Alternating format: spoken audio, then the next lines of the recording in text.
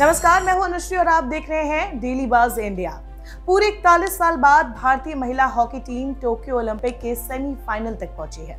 देश की 16 बेटियां जो अब तक करोड़ों लोगों की आशाओं पर खरी उतरी है, मजबूत से मजबूत टीम के सामने उम्दा प्रदर्शन किया। लेकिन पर्दे और मैदान पर नजर आने वाली कहानियां हकीकत की जमीन पर इतनी खुशनुमा नहीं होती है।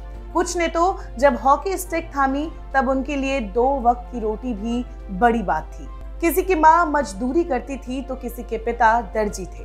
किसी के पास हॉकी स्टिक खरीदने के पैसे नहीं थे तो कहीं जीवन यापन का माध्यम एक तांगा था।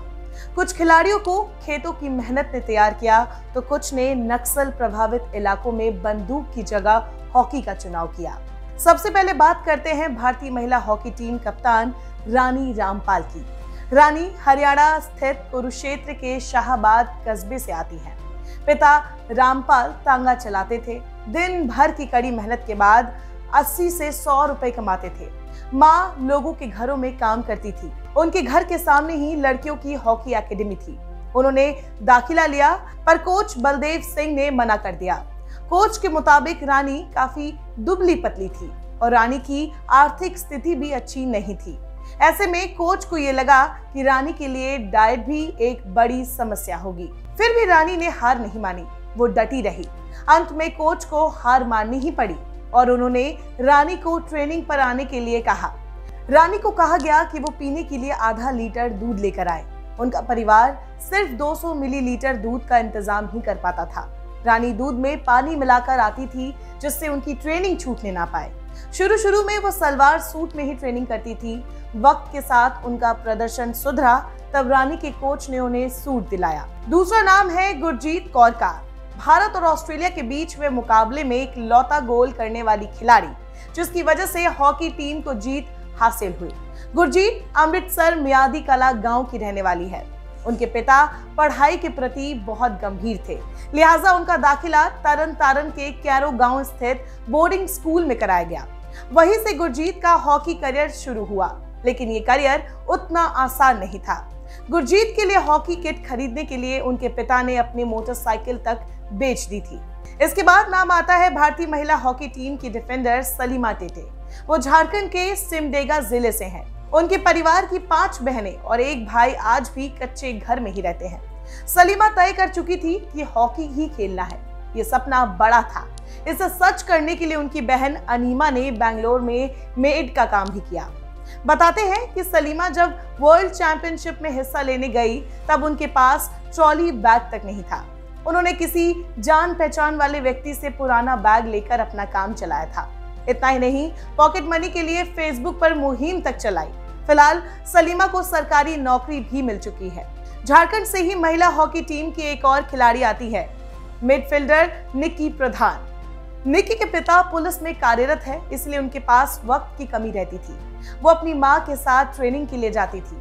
एक बार निक्की रांची के स्टेडियम में स्टेट लेवल पर खेल रही थी। उनकी मां खेल देखने के लिए आई, लेकिन सुरक्षा कर्मियों ने उन्हें भीतर नहीं जाने दिया। उन्होंने कई बार बताने का प्रयास किया कि उनकी बेटी अंदर खेल रही है, लेकिन पुलिस वालों ने उन्हें अंदर जाने की अनुमति नहीं दी। अगली खिलाड़ी का संघर्ष भी अकल्पनीय है।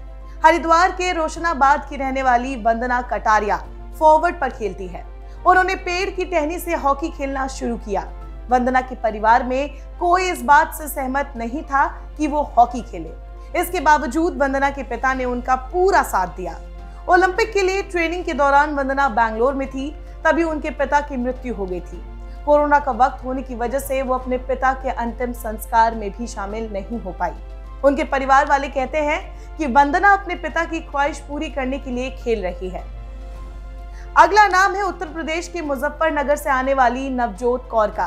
पिता मैकेनिक है और मां गृहिणी।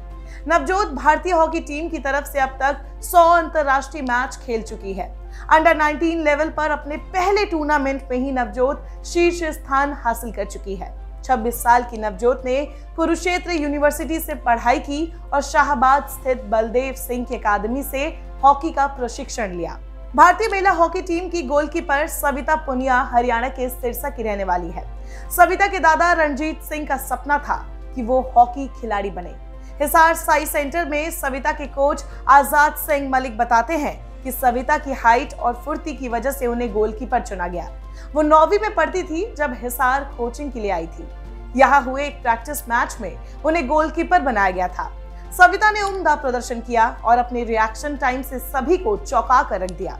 सब समझ गए कि सविता बतौर गोलकीपर ही टीम के लिए बेहतर कर सकती है। उनके पिता महेंद्र सिंह पुनिया कहते हैं, सविता ने मेरा सीना चौड़ा कर दिया है। उनकी हर जीत उसके दादा रणजीत सिंह को समर्पित है। उनकी ख्वाहिश थी कि पोतिया खेलों में भाग लेकर देश का नाम रोशन करे। अगली खिलाड़ी ने 5वीं क्लास में ही हॉकी खेलने की इच्छा जाहिर की। नवनीत कौर हरियाणा के शाहबाद कस्बे से आती है। 26 जनवरी 1996 को जन्मी नवनीत के पिता खेती करते हैं और मां गृहिणी है। उनकी उपलब्धियों की सूची लंबी है। 2013 में जूनियर वर्ल्ड कप में ब्रॉन्ज मेडल, 2017 में एशियन कप में गोल्ड मेडल, 2018 में एशियन गेम्स में सिल्वर और 2018 में ही कॉमनवेल्थ गेम्स में चौथा स्थान। नवनीत कौर ने टोक्यो ओलंपिक में आयरलैंड से हुए हॉकी मुकाबले में मैच के अंतिम क्वार्टर में गोल किया और देश की ओलंपिक में बने रहने की उम्मीद जगाई। इसके बाद हॉकी टीम ने ऑस्ट्रेलिया को हराया और सेमीफाइनल तक पहुंची। संघर्षों की दुनिया से आने वाली अगली खिलाड़ी का नाम है निशा वारसी। निशा पहली बार ओलंपिक में शामिल हो रही हैं। उनके पिता सोहराब अहमद दर्जी थे। 2015 में उन्हें लकवा की परेशानी हुई और उनका काम बंद हो गया। इसके बाद उनकी मां फोम बनाने वाली एक कंपनी में काम करने लगी। निशा को रेलवे में नौकरी मिली, जिसके बाद उनकी मां ने अपना काम बंद कर दिया। निशा को सामाजिक रूप से भी कई दिक्कतों का सामना करना पड़ा। निशा के कोच शिवाज ने हर तरह से हालातों में उनका साथ दिया। 2018 में निशा भारतीय टीम के कैंप के लिए चुनी गई। उनके माता पिता इसके लिए तैयार नहीं थे और तब उनके कोच ने अहम भूमिका निभाई। निशा का इंटरनेशनल डेब्यू 2019 के दौरान हिरोशिमा में FIH फाइनल में हुआ। तब से अब तक वो 9 बार भारत का प्रतिनिधित्व कर चुकी हैं। हरियाणा के सोनीपत की नेहा गोयल भारतीय हॉकी टीम की मिडफील्डर है। उनके पिता बेरोजगार थे, कमाई का साधन नहीं था। तब नेहा को उनके एक दोस्त ने सुझाव दिया कि हॉकी खेलने पर नए जूते और कपड़े मिलते हैं। तब नेहा 6वीं में थी और तभी से हॉकी खेलने का मन बना लिया। एक बार नेहा जिला स्तर के टूर्नामेंट में शामिल हुई और जीतने पर 2000 रुपए मिले। ये देखकर उनकी मां ने फैक्ट्री में काम करना शुरू कर दिया, जिससे बेटी के सपने कमजोर ना हो पाए। अगली खिलाड़ी भी हरियाणा के हिसार से ही है। उदिता दुहन के पिता यशवीर सिंह पुलिस में थे। बीमारी की वजह से 2015 में उनका निधन हो गया। इसके बाद सारी जिम्मेदारी उनकी मां गीता देवी पर आ गई। हर मुश्किल हालातों का सामना करते हुए उन्होंने पूरे परिवार का जिम्मा उठाया। उदिता पहले हैंडबॉल की खिलाड़ी थी। एक बार ऐसा हुआ कि कुछ दिनों तक उनके हैंडबॉल कोच नहीं आए। तब उदिता ने अचानक ही हॉकी उठा लिया। फिर वो हॉकी स्टिक उदिता के हाथ से कभी नहीं छूटी। अब वो अपने पिता के सपने को पूरा करने में लगी हुई है। टीम के लिए फॉरवर्ड की तरफ से खेलने वाली शर्मिला देवी के कोच ने उनकी भरपूर मदद की। उनके पिता सुरेश कुमार किसान हैं। उनके सामने भी चुनौतियां बहुत अलग नहीं थी। आर्थिक समस्याओं की वजह से उनका आगे खेलना मुश्किल हो रहा था। ये 4वीं में पढ़ाई कर रही थी। तब उनकी मुलाकात कोच प्रवीण सिहाग से हुई। प्रवीण ने शर्मिला देवी का खेल हर मोर्चे पर सुधारा। भारतीय टीम में मिजोरम से जगह बनाने वाली पहली खिलाड़ी लालरे मसियामी। जून 2019 में उनका खेल जारी था। वो भारतीय महिला हॉकी टीम का हिस्सा थी।